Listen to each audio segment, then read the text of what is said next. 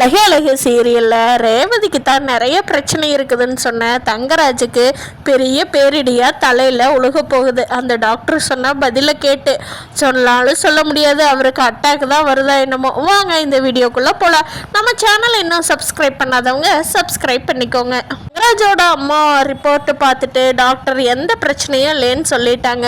அதுக்கு தங்கராஜ் பார்த்தீங்களாம்மா, நான் தான் உங்களுக்கு சொன்னேன்ல சார், அடுத்து என் ஒய்ஃபு ரேவதிக்கு இருக்குது, அந்த ரிப்போர்ட் பார்த்து சொல்லுங்கள், அவளுக்கு என்னென்ன பிரச்சனை இருக்குது, அவள் என்னென்ன சாப்பிட்ணும், என்னென்னவெல்லாம் பண்ணணும், என்னென்ன டேப்லெட் போடணும்னு பார்த்து சொல்லுங்கள் டாக்டர் அப்படிங்கிறாங்க.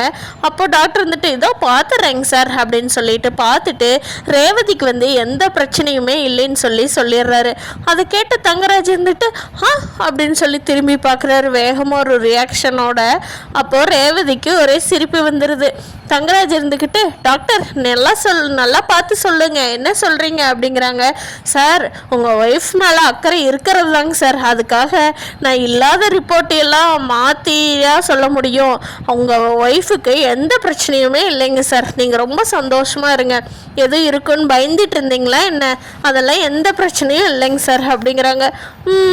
ஓகே ஓகே பரவாயில்ல ரேவதி, உடம்பு நல்லா மெயின்டைன் பண்ணுறியே அப்படின்னு சொல்கிறாரு. அடுத்ததாக தங்கராஜ் சார், என்னோட ரிப்போர்ட் நீங்கள் பார்க்கணுங்கிற அவசியமே இல்லை, நான் தான் இன்னும் காலேஜ் பையனாட்டம் ஓடி ஆடி பார்த்துக்கிட்டு என் உடம்பை ஃபிட்டாக வச்சுருக்கிறேங்க சார், எனக்கு எதுவும் இருக்காது அப்படின்னு சொல்லி தங்கராஜ் சொல்கிறாங்க. இதோ பார்த்துட்றேங்க சார் அப்படின்னு சொல்லிட்டு டாக்டர் பார்க்குறாங்க. பார்க்கும்போது டாக்டருக்கு பெரிய ஷாக்கு. போட்டிருந்த கண்ணாடியை கழட்டி டேபிள் மேலே வைக்கிறாரு. தங்கராஜு ஒரே ஆச்சரியமாக அப்படியே கண்ணெல்லாம் உருட்டி முழிச்சுக்கிட்டு டாக்டரையே பார்க்குறாங்க. டாக்டர் என்னாச்சு சொல்லுங்கள், அவங்களதெல்லாம் பார்த்த உடனே டக்கு டக்குன்னு சொல்லிட்டீங்க, என்னோடது ஏன் டாக்டர் இன்னும் ஆன்சர் பண்ண மாட்டேங்கிறீங்க அப்படின்னு கேட்குறாங்க தங்கராஜ். டாக்டர் சார், உங்களுக்கு ரொம்ப நிறைய பிரச்சனை இருக்குது, உங்கள் பிளட்டில் கல்லீரல் பாதிப்புக்கு உண்டான எல்லா இதுவுமே இருக்குதுங்க டாக்டர் சார் அப்படின்னு சொல்கிறாங்க. என்ன டாக்டர் சொல்கிறீங்க அப்படிங்கிறாங்க. சார், அநேகமாக ஆல்கஹால் அந்த மாதிரி எடுத்திருந்தீங்கன்னா ஃபேட்டி லிவராக இருக்கிறதுக்கு வாய்ப்பு ரொம்ப அதிகங்க சார். இனிமேல் நீங்களாம் அதை பார்த்து குறைச்சிங்கன்னா மட்டும்தான் உங்கள் உடம்பு உங்கள் கண்ட்ரோலுக்கு வரும். நீங்கள் கேட்கல, உங்கள் உடம்பு உங்கள் கண்ட்ரோலுக்கே வராது அப்படிங்கிறாங்க. கேட்ட தங்கராஜுக்கு அப்படியே மயக்கம் வர்ற மாதிரி உட்கார்றாரு. சார், இங்கே பாருங்கள், இப்போ நீங்கள் என்ன பண்ணிகிட்ருக்கீங்கன்னு எனக்கு கரெக்டாக தெரியாது, ஆனால் இந்த வழிமுறையை ஃபாலோ பண்ணினீங்கன்னா இப்போ மயங்கினீங்க பாருங்கள், அப்படியே டபக்குன்னு அட்டாக் வந்துருங்க சார் அப்படிங்கிறாங்க. என்ன டாக்டர் சொல்கிறீங்க அப்படின்னு சொல்லி தங்கராஜோட அம்மா பதறாங்க. ஆமாம்மா, அவரை கொஞ்சம் பார்த்து நீங்களும் அவங்க ஒய்ஃபும் பார்த்து கொஞ்சம் கரெக்ட் பண்ணிக்கோங்க, அப்போ தான் அவர் ரொம்ப நாள் நல்லா வாழ முடியும் அப்படின்னு சொல்கிறாங்க. சார், நீங்கள் கொஞ்சம் ரிலாக்ஸ் ஆகிட்டு அப்புறமா என்னோடய ஹாஸ்பிட்டலுக்கு வாங்க, என்னென்ன மருந்தெல்லாம் ரெஃபர் பண்ணணும்னு சொல்லி தர்றேன் அப்படின்னு சொல்லிட்டு போய் கிளம்பிடுறாங்க டாக்டர். சரிங்க டாக்டர், நாங்கள் அப்புறமா பே பண்ணுறோம் அப்படின்னு சொல்லி ரேவதியும் அனுப்பிச்சி வச்சிடுறாங்க டாக்டரை.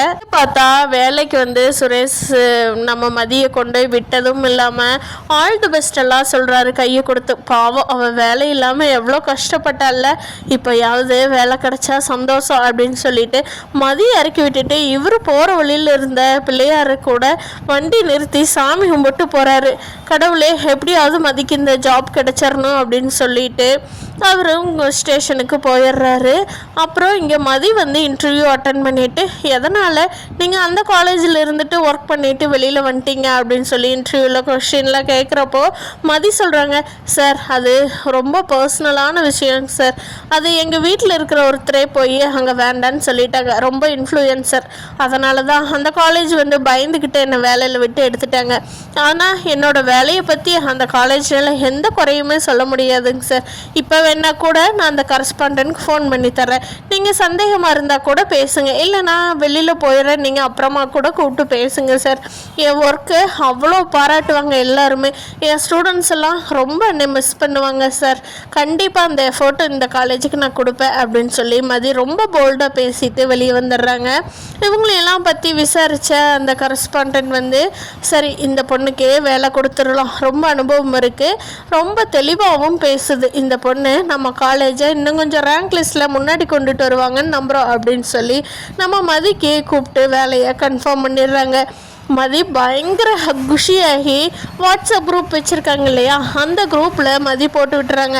எனக்கு வேலை கிடைச்சிருச்சு, நான் குஷியாக வீட்டுக்கு வர்றேன், அக்கா நீங்கள் எதுவும் சமைச்சிடாதீங்க, நானே லஞ்சுக்கு எல்லாத்துக்கும் வாங்கிட்டு வந்துடுறேன், அவரும் வீட்டுக்கு லஞ்சுக்கு வரேன்னாரு, 2 பேரும் சேர்ந்து வாங்கிட்டு வந்துடுறோம் அப்படின்னு சொல்லி மலர்கிட்ட சொல்லிடுறாங்க. சூப்பர் மதி, வா வா வா அப்படின்னு சொல்லிட்டு மலர் வந்து மதிக்காக ரொம்ப வெயிட்டிங்கில் இருக்காங்க. மலருக்கு இன்றைக்கி மத்தியானம் சமைக்கிற வேலை இல்லாதனால அப்பாடா நல்லா ரெஸ்ட் எடுக்கிறேன் அப்படின்னு சொல்லிட்டு போய் ரெஸ்ட் எடுத்துட்டு இருக்காங்க. ஸ்ருதி வந்து மலரோட ரூமுக்கு போகிறாங்க. என்ன ஸ்ருதி இன்னைக்கு என்ன இவ்வளோ ஃப்ரீயாக இருக்க, படிக்கிற வேலை இல்லையா அப்படின்னு சொல்லி மலர் கேட்குறாங்க. இல்லை நீ, நான் வந்து இன்னைக்கு காலேஜ் லீவு விட்டுட்டாங்க ஸ்டடி லீவுக்காக, அதனால் இப்போ வரைக்கும் படிச்சுட்டு தான் இருந்தேன், ரொம்ப ஒரு மாதிரி தலைவலிக்கிற மாதிரி இருந்ததா, அதான் ஒரு டீ குடிக்கலான்ட்டு வந்து கிச்சனை பார்த்து நீங்கள் இல்லை, சரி ரூமில் இருப்பீங்களோன்ட்டு இங்கே வந்தேன் அண்ணி அப்படிங்கிறாங்க. சரி டீ போட்டு கொடுக்கட்டுமா ஸ்ருதி அப்படிங்கிறாங்க. இல்லை நீ வேண்டாம் வேண்டாம், உங்கள் கூட கொஞ்சம் நேரம் பேசலாமா அப்படிங்கிறாங்க. சொல்லு ஸ்ருதி, நீ என்ன பேசணுமோ பேசு, எங்கிட்ட என்ன தயக்கம் உனக்கு அப்படிங்கிறாங்க.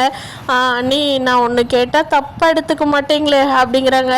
சொல்லு ஸ்ருதி, நானும் உங்கள் தம்பிக்கும் எனக்கும் கல்யாணம் பண்ணி வச்சிடுறீங்களா நீ அப்படிங்கிறாங்க. ஸ்ருதி இங்கே பார், நீ படிக்கிற வேலையை மட்டும் பார், உனக்கு என்ன வேலை கொடுத்துருக்கோ அதை மட்டும் பார். என் தம்பி அவன் பாட்டுக்கு இருக்கா, அவனை நீ கல்யாணம் பண்ண போய் அவனையும் நீ சிக்கலில் மாட்டி விட்டுறாத. அவனுக்கு எதுவும் ஃபோன் பண்ணினியா என்ன அப்படிங்கிறாங்க. இல்லை நீ எதுவும் பண்ணல அப்படிங்கிறாங்க. வேண்டாம் ஸ்ருதி, நீ படிப்பில் மட்டும் கவனம் செலுத்திட்டு அவனை நீ நினைக்கிற வேலையை விட்டுரு அப்படிங்கிறாங்க. என்ன நீ ரொம்ப மனசார அவர் எனக்கு ரொம்ப பிடிச்சிருக்கு, ரொம்ப நல்ல பையனாக இருக்காரு அப்படிங்கிறாங்க. ரொம்ப நல்ல பையன்தான், எங்கள் அம்மாவும் ரொம்ப தங்கமானவங்க தான், நீ என் வீட்டுக்கு போனால் சந்தோஷமாக இருப்பேன்னு எனக்கும் தெரியும் ஸ்ருதி, ஆனால் உன்னை வந்து பணக்காரனுக்கு தான் கல்யாணம் பண்ணி கொடுக்கணும் அங்கே இந்த வீட்டாளுங்க, அதை எதிர்த்து நீ போய் கல்யாணம் பண்ணிக்கிட்டு சந்தோஷமாக வாழ முடியும்னு நினைக்கிறியா? ஒரு டைம் நீ உன்னை அங்கே நீ வர்றப்போவெல்லாம் உன்னை பேசுறது இல்லாமல் டெய்லியும் என்னால் இங்கே பேச்சு வாங்க முடியாதுமா, நீ அந்த தப்புக்கு இது பண்ணிடாத அப்படிங்கிறாங்க. அண்ணி அது வந்து அப்படிங்கிறாங்க. ஸ்ருதி நீ போய் படிக்கிற வேலையை மட்டும் பாரு ஸ்ருதி அப்படின்னு சொல்லி கோவமாக மலரை அனுப்பி வச்சிடுறாங்க. மலர்கிட்ட சொன்னால் மலர் எதுவும் ஹெல்ப் பண்ணுவாங்கன்னு வந்த ஸ்ருதிக்கு இது ரொம்ப ஏமாற்றமாயிருது. சுரேஷ் மதி 2 பேரும் மத்தியானம் என்னென்ன ஸ்பெஷலான சில ஐட்டம், பிரியாணி அந்த மாதிரி நிறைய ஐட்டம் வாங்கிட்டு லஞ்சுக்கு 2 பேரும் சந்தோஷமாக பேசிக்கிட்டே வீட்டுக்கு வர்றாங்க. அதை பார்த்த லக்ஷ்மியும் ராகவனும் என்னங்க 2 பேரும் சண்டையெல்லாம் தீந்துருச்சா, ஒன்று சேர்ந்துட்டாங்களா அப்படின்னு லக்ஷ்மி கேட்குறாங்க. ராகவன் இருந்துட்டு ஏண்டி புருஷன் பொண்டாட்டின்னா அன்னாடி சண்டை கட்டிக்கிட்டேவா இருப்பாங்க, ஒன்றும் சேர மாட்டாங்களா என்ன அப்படின்னு சொல்லி ராகவன் கேட்குறாங்க. பாப்போம் என்ன நடக்குதுன்னு அப்படின்ட்டு இருக்கிறாங்க.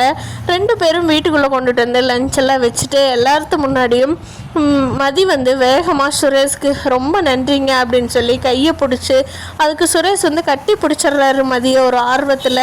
எல்லாத்துக்கும் ஒரே வெக்கமாக போயிடுது. மதி இதெல்லாம் பெட்ரூமில் சரியா அப்படிங்கிறாங்க. அப்போது எல்லாருமே உட்காந்து ஜாலியாக சாப்பிட ஆரம்பிச்சிடுறாங்க. பரவாயில்ல நம்ம மதிக்கு வேலை கிடச்சது, எல்லாத்துக்கும் சந்தோஷமாக இருந்தாலும் லக்ஷ்மிக்கு மட்டும் உள்ளுக்குள்ளே இவளுக்கு எப்படி அதுக்குள்ளே வேலை கிடச்சதுன்னு உள்ளுக்குள்ளே வெந்துக்கிட்டே சாப்பாட்டை வேணும்னு ஒரு மாதிரி குறை சொல்லிக்கிட்டே சாப்பிட்டுட்டு இருக்காங்க. ஸ்ருதியும் மலரோட தம்பியும் கல்யாணம் பண்ணிக்குவாங்களா? நம்ம தங்கராஜுக்கு பிளட் ரிப்போர்ட்டு பார்த்துட்டு என்ன ரியாக்ட் பண்ணுறாருங்கிறத அடுத்த எபிசோடில் பார்க்கலாம் ஃப்ரெண்ட்ஸ். வீடியோ பற்றி நீங்கள் என்ன நினைக்கிறீங்கன்னு கீழே கமெண்ட் பண்ணுங்கள். தேங்க்யூ.